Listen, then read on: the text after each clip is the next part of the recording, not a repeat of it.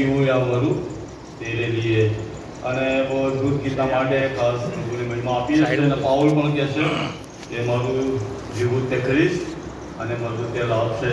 અને ચોક્કસ પ્રભુના બાળકો તરીકે જ્યારે આપણે વિશ્વાસીઓ તરીકે ઓળખાઈએ છીએ ત્યારે પાઉલની જે સાક્ષી છે એ સાક્ષી એના લોકો તરીકે આપણી પણ હોય અને આપણા જીવન દ્વારા પ્રભુને મહિમા મળે।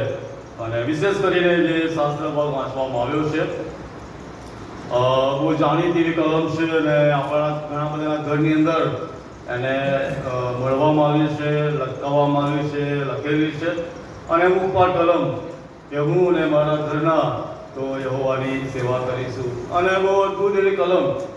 અને આ જે કલમ છે એ જ્યારે આપણે આપણા ઘરમાં લખીએ છીએ ત્યારે આપણે આપણો વિશ્વાસ એ જાહેર કરીએ છીએ અને એવું જાહેર કરીએ છીએ કે હું અને મારું કુટુંબ, મારું ઘર હવે પ્રભુના માટે છે। ઘણી બધી વાર ઘરના બારણા પર લખ્યું હોય છે કે આ ઘરનો શ્રીપતિ પ્રભુ છે, પણ હોય જ નહીં। લખેલું હોય બહુ સરસ વાક્ય બહાર, પણ હોય જ નહીં। યહોવા મારો પારક છે એવું લખેલું હોય પણ એ વચન પર વિશ્વાસ જ ના હોય। એટલે ઘણી બધી બાબતો એવી છે કે જે આપણે આપણા ઘરમાં અથવા આપણે જે ટાંગીએ છીએ, બોલીએ છીએ, પણ ઘણી વખત આપણા જીવનમાં બાબતો બહુ દૂર હોય છે। પણ યહોશુઆ પ્રવચન કે જે આજે આપણને જે બાબતો સમજાવી રહ્યો છે કે હું ને મારા ઘરના તો યહોવાની સેવા કરીશું। અને આના અનુસંધાનની અંદર આજે કેટલીક જે મહત્વની બાબતો છે કે જે આપણા વિશ્વાસને વધુ પુરવાર કરે છે અને વિશ્વાસીઓ તરીકે આપણે વધુ પ્રભુમાં ચાલી શકીએ છીએ। એટલા માટે યહોશુઆનું પુસ્તક 24 અધ્યાયો જે છે એમાં જે સૌથી પહેલો અધ્યાય જે છે એ આખા અધ્યાયની જેવા કે પ્રસ્તાવના છે, યહોશુઆના જીવનની શરૂઆત છે અને યહોશુઆને જે પ્રભુ જવાબદારી સોંપે છે એની બાબત છે।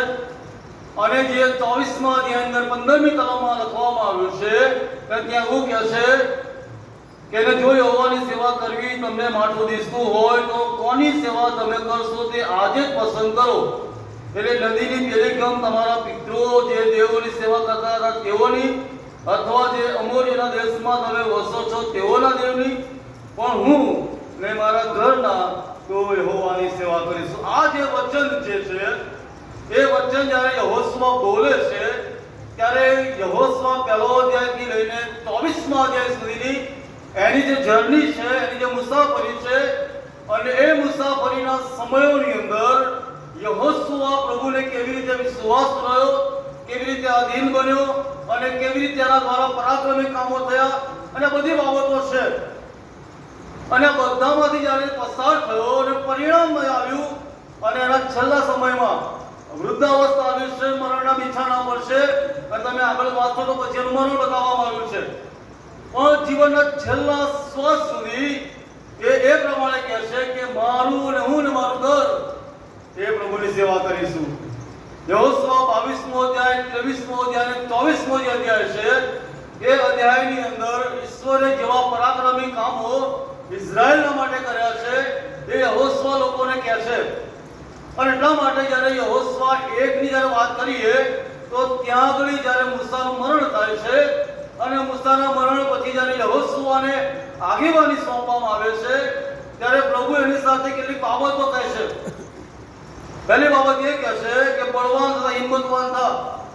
ત્યાં આગળ પહેલો અધ્યાય અને ત્યાં લખવામાં આવ્યું છે કે જેમ મૂસાની સાથે રહ્યો હતો તેમ તારા આયુષ્યના સર્વ દિવસો તારી આગળ કોઈ માણસ નકશે નહીં। જેમ મૂસાની સાથે રહ્યો હતો તેમ હું તારી સાથે રહીશ અને તને તજીશ નહીં અને મૂકી દઈશ અને બળવાન અને હિંમતવાન થા। જ્યારે યહોશુઆને તેડું આપવામાં આવ્યું અને પ્રભુની સેવા માટે આગેવાની આપવામાં આવી અને મૂસા મરણ પામ્યો છે, હજુ વચનના દેશમાં ઇઝરાયલો પહોંચ્યા નથી અને ઈશ્વરની ઈચ્છા છે કે મારા લોકો વચનના દેશમાં પહોંચે અને મૂસાનું મરણ થયું છે। મિસ્રથી લઈ અને વચનના દેશ સુધી તેઓ આવ્યા છે, સરહદ આગળ ઊભા છે અને મિસ્રથી લઈને જ્યારે વચનના દેશ સુધી તેઓ પહોંચવા જઈ રહ્યા છે ત્યાં સુધીની 40 વર્ષની જે મુસાફરી છે એ મુસાફરીની અંદર યહોશુઆએ ઇઝરાયલીનું આખું વર્ણન તે જાણતો હતો, એમનું આખું વર્તન જાણતો હતો, એમનો આખો વ્યવહાર જાણતો હતો કે ઇઝરાયેલના લોકો જેમને મિસ્રમાંથી ગુલામીમાંથી પ્રભુ છોડાવી લાવ્યો છે, પણ તેઓ છેક સુધી વચનના દેશમાં પ્રવેશ પામે છે ત્યાં સુધી કચ અને કચ જ છે. એટલે ઇઝરાયેલની આગેવાની લેવી એ બહુ સહેલી નહોતી. ઇઝરાયેલને દોરવા એ બહુ ઈઝી નહોતા, કારણ કે કચકચ કરનારી પ્રજા હતી, કારણ કે પ્રભુને છોડી દેનારી પ્રજા હતી, કારણ કે મૂર્તિ પૂજાની પાછળ ભાગનારી પ્રજા હતી અને વારંવાર પ્રભુને દોષ ઠરાવનાર, મૂસાને દોષી ઠરાવનાર, મરિયમને, હારૂનને, અને આવા લોકોની આગેવાની આપવાની યહોશુઆને જવાબદારી સોંપવામાં આવી. સ્વાભાવિક વાત છે કે એને બળની જરૂર પડે, એને સામર્થ્યની જરૂર પડે, અને પ્રભુ એને કહે છે કે બળવાન થા, હિંમતવાન થા, ગભરાતોમાં. કારણ કે જાણતો હતો યહોશુઆ કે આ લોકોને વચનના દેશ સુધી લઈ જવા ઈઝી નથી, અને એટલા માટે પ્રભુ એને બળ આપે છે, પ્રભુ એને સામર્થ્ય આપે છે, અને પ્રભુ કહે છે હિંમતવાન થા, ગભરાતોમાં. અને ત્યાં ખાતરી સાથે પ્રભુ એને એવું પણ કહે છે કે હું તને કદી દઈશ નહીં અને તને મૂકી દઈશ નહીં. અને પછી આગળ તમે વાંચો પહેલા અધ્યાયની અંદર, અને પ્રભુ કહે છે આ દેશ હું તારા પૂર્વજોને, તારા લોકોને જે આપવાની મેં વાત કરી છે હું તેઓને આપીશ. અને પછી શું કહે છે કે નિયમ સાથે તારા મોંમાંથી જાય નહીં. અને પ્રભુ સફળતાની વાત કરે છે. આટલી બધી બાબતો પ્રભુ યહોશુઆની સાથે જ્યારે સેવાના માટે એને પસંદ કરે છે, ત્યારે પ્રભુ એને તેડું આપે છે, ત્યારે આ જે તેડાની અંદર એ નાસીપાસ ના થાય, એ ના હિંમત ના બને, અને કોઈ પણ જગ્યા પર પ્રભુના કામના માટે જ્યારે આગેવાની આપવામાં આવે ત્યારે ગમે તેવી પ્રજા હોય રહી, પણ એને ખાતરી કરવામાં આવે કે પ્રભુ મારી સાથે છે. અને એટલા માટે જ્યારે એને આગેવાની સોંપવામાં આવી ત્યારે પ્રભુ એને જે બાબતો કહી કે હું તારી સાથે છું, હું તને સફળ કરીશ અને હું તને શ્રેષ્ઠ આગેવાન બનાવીશ. અને એ વચનના વિશ્વાસમાં યહોશુઆએ પોતાની મુસાફરી ચાલુ કરી. એને ખાતરી થઈ ગઈ કે મારો પ્રભુ કે જેણે મને આગેવાન બનાવ્યો છે, કે જેણે મૂસાને સફળ કર્યો છે, એ જ પ્રભુ હવે મને પણ સફળ કરશે. અને વિશ્વાસ અને ખાતરી સાથે એણે પોતાની મુસાફરી એ પ્રભુની સેવાના માટે ચાલુ કરી. અને 24મા અધ્યાયમાં કહે છે કે હું અને મારા ઘરના તો યહોવાની સેવા કરીશું. બહુ અદ્ભુત બાબતો. કનાનમાં પહોંચતા સુધીના જે પ્રશ્નો હતા, જે તકલીફો હતી, અવિશ્વાસુપણું હતું, અને આખાનું પાપ હતું, અને ઘણી બધી વાર હારનો પણ સામનો કરવો પડ્યો, અને યરીકોનો કોટ તોડવાનો, બની બધી બાબતો. બહુ સરળ અને ઈઝી નહોતું કે મૂસા મરી ગયો અને કનાન દેશમાં આવી ગયા છે, અને પ્રભુ કે જા રહ્યો કનાન દેશ ઉતારો. પણ કનાન દેશ સુધી પહોંચવા માટે ઘણા બધા સંઘર્ષોમાંથી પસાર થવું પડ્યું. પણ એ તમામ જે સંઘર્ષો આવ્યા, એ બધા સંઘર્ષોમાં યહોશુઆ ટકી રહ્યો. યહોશુઆ પીછે હટ્યો નહીં. ગણના 14મા અધ્યાયમાં વાંચીએ, 13મા અધ્યાયમાં વાંચીએ કે દાવર રાક્ષસો હતા, પણ એવા રાક્ષસો માણસોથી પણ યહોશુઆ ભયભીત થયો નહીં, બી ગયો નહીં, ડર્યો નહીં.